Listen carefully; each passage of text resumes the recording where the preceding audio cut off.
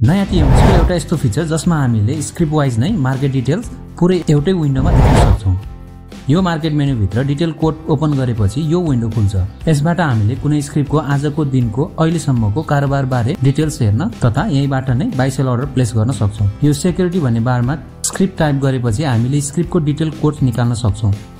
यो साइटको ट्रेड वाचमा हामीले यो स्क्रिप्टको best buy sell order price र क्वान्टिटी देख्न सक्छौँ, जुन चाहिँ मार्केट डेप्थको बाइ र सेलको टप अर्डरहरू हुन्।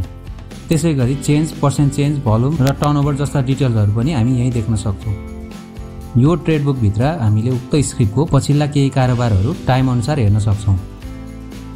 अब यो ट्रेड समरीमा प्राइस वाइज सिरियल्ली कुन रेटमा कति किता कारोबार भयो तथा कतिवटा ट्रेड त्यो रेटमा भयो त्यो देख्न सक्छौँ।